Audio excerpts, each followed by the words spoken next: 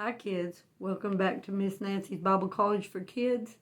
Today we're going to do a lesson called We the People. Miss Nancy thought about new presidents taking over, and I thought everybody had an inauguration. And then I thought, well, I've heard and seen many inaugurations talked about, and I thought, I know what an inauguration is, but I wanted to make sure for you babies. I can't teach something I'm not absolutely sure about. So I looked it up, and it says the beginning or the introduction of a system, a policy, or a period. So people have different reactions. That's why I call this We the People. Some people loved it when Trump got in. Some people hated it when Trump got in. So the people always has a response one way or the other. And today we're going to talk about two kings and their inaugurations. It's in the Old Testament in the book of Kings, 1 Kings. We will do questions and answers at the end. So I wanted to say the first king is Solomon, and the Lord loved Solomon. That's David's son. And the next one is Rehoboam. So in Solomon's, I just wanted to preface it with saying his brother tried to take the throne before Solomon got anointed. But let's go on. Zadok the priest took a horn of oil out of the tabernacle and anointed Solomon. And here's the people's reaction this time. And they blew the trumpet, and all the people said, God save King Solomon. They loved it. And all the people came up after him, and the people piped with pipes. I can just hear it. And rejoiced with great joy, so that the earth rent with the sound of it. So there was a lot of noise going on that day. They loved it. Then we're going to go on a little bit, a couple of chapters over, and I'll tell you why God loved this king and why the people loved this king. We're going to go to chapter 3 and start in verse 5. In Gibeon, the Lord appeared to Solomon in a dream by night, and God said, Ask what I shall give thee. And Solomon said, Thou hast shewed unto thy servant David, my father, great mercy, according as he walked before thee in truth and in righteousness and in uprightness of heart with thee. And thou hast kept for him this great kindness, that thou hast given him a son to sit on the throne, as it is this day. And now, O Lord my God, thou hast made thy servant king instead of David. I can just see him, just being so thankful, my father. And I am but a little child. I know not how to go out or come in, and thy servant is in the midst of thy people, which thou hast chosen, a great people, that cannot be numbered nor counted for multitude. Give therefore thy servant an understanding heart to judge thy people, that I may discern between good and bad. For who is able to judge this, thy so great a people? And the speech pleased the Lord, that Solomon had asked this thing. And God said unto him, Because thou hast asked this thing, and hast not asked for thyself long life, neither asked for riches for thyself, nor have asked the life of thine enemies, but hast asked for thyself understanding to discern judgment, behold, I have done according to thy words. Lo, I give thee a wise heart and an understanding heart, so that there was none like thee before thee, neither after thee shall any rise like unto thee. And I have also, here's some things here's some things that Solomon did not ask for. And I have also given thee that which thou hast not asked, both riches and honor, so that there shall not be any among the kings like unto thee all thy days. And if, this is the only part of it that was conditional, and if thou wilt walk in my ways to keep my statutes and my commandments, as thy father David did walk, then I will lengthen thy days. He's saying, I'm going to give you long life, riches, and all that good stuff. And Solomon awoke, and behold, it was a dream. And he came to Jerusalem and stood before the ark of the covenant of the Lord, and offered up burnt offerings and offered peace offerings, and made a feast for all his servants. So that was a wonderful inauguration.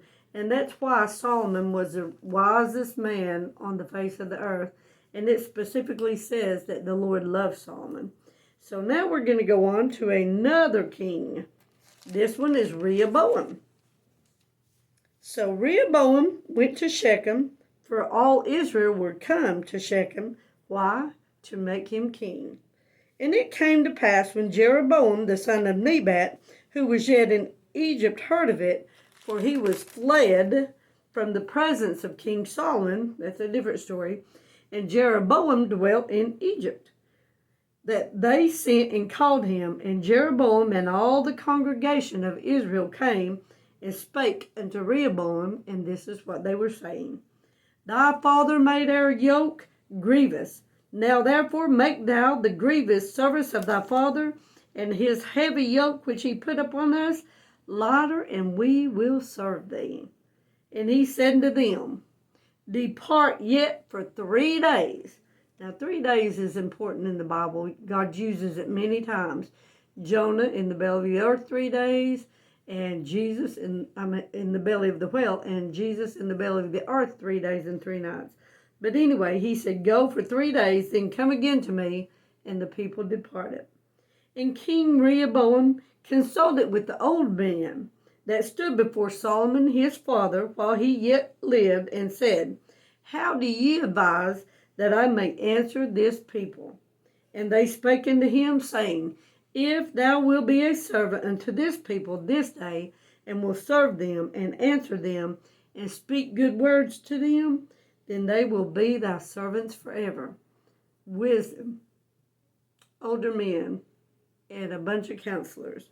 But he forsook the counsel of the old men, which they had given him, and consulted with the young men that were grown up with him, which stood before him. And he said unto them, What counsel give ye that we may answer this people who have spoken unto me, saying, Make the yoke which our father did put upon us lighter? And the young men that were grown up with him spake unto him, saying, Thus shalt thou speak unto this people that spake unto thee, saying, Thy father made our yoke heavy, but make thou it lighter unto us. Thus shalt thou say unto them, My little finger shall be thicker than my father's loins. And now, whereas my father did lade you with a heavy yoke, I will add to your yoke. My father has chastised you with whips, but I will chastise you with scorpions. Baby, this is a little animal that is poisonous, makes you sick. I don't know if any of them kills you or not, but oh, it would be so painful. So Jeroboam and all the people came to Rehoboam the 3rd day. This is the other people coming back, as the king had appointed, saying, Come to me again the 3rd day. And the king answered the people roughly, and forsook the old men's counsel that they gave him, and spake to them after the counsel of the young men, saying, My father made your yoke heavy, and I will add to your yoke. My father also chastised you with whips, but I will chastise you with scorpions. Wherefore the king hearkened not unto the people, for the cause was from the Lord. So see, nobody knew it was from the Lord. And here's why. That he might perform his saying, which the Lord spake by Ahijah the Shilonite unto Jeroboam the son of Nebat. So when all Israel saw the king hearken not unto them, the people answered the king, saying, What portion have we in David? Neither have we inheritance in the son of Jesse. To your tents, O Israel. Now see to thine own house, David. So Israel departed to their tents. They were very disappointed. But as for the children of Israel, which dwelt in the cities of Judah, Rehoboam reigned over them. Rehoboam reigned over the ones in the city. But, the ones in the city, but the other ones just went to their tent. So the kingdom was split after this between Jerusalem and Judah. So now, what is the word inauguration? What does it mean? It's like a party they throw to celebrate, or a response, whether it's good or bad, when something new happens. And what was all the people's response when Zadok the priest poured the oil on Solomon's head? They rejoiced, didn't they? And what did they say? God save the king. And the earth shook. It was so powerful. And what else happened there? The people piped and they rejoiced with great joy. It was a wonderful time. Who came to Solomon in a dream by night? God did. What did he ask Solomon? He said, "What shall I give you?" And what did Solomon answer? He said, "I'm a child. This is a great people, and I don't know what to do. I don't know how to go out or come in. But please give me an understanding heart to discern between good and bad." How'd that make God feel? He was pleased with him. What did he tell Solomon? "Because you asked this thing, and not for riches or long life or the life of your enemies, I'll do what you asked." And guess what? I'll do some things that you didn't ask, like riches and honor. And if there's one part of it that was conditional, what was that? "If you keep my statutes and my commandments like your father David did, I will give you long life."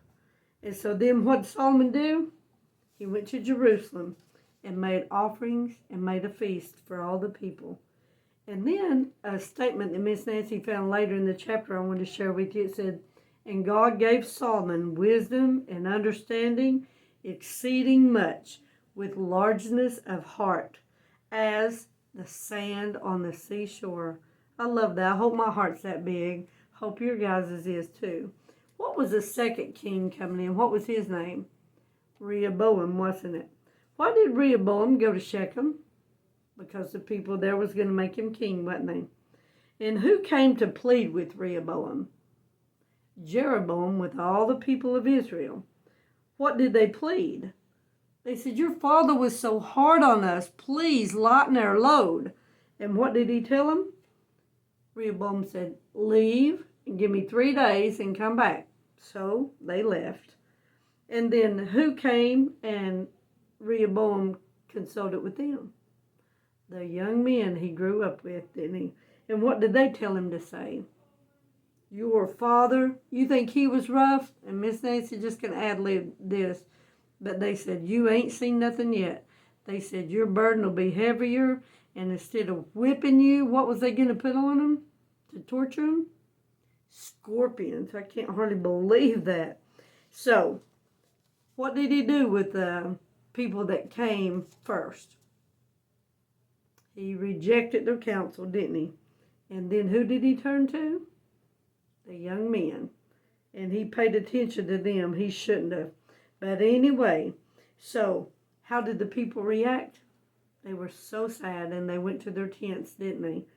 And he was over the ones that was in the kingdom. Israel split, didn't they? Rehoboam was over the ones in the city of Judah, but then the rest of Israel went to their tents, and they said, "What part do we have in David?" They were very discouraged at his inauguration. But anyway, who was this from, this whole situation from? See, we never know who's behind the scenes doing what. We can pray about it and ask him. God did it. God did it.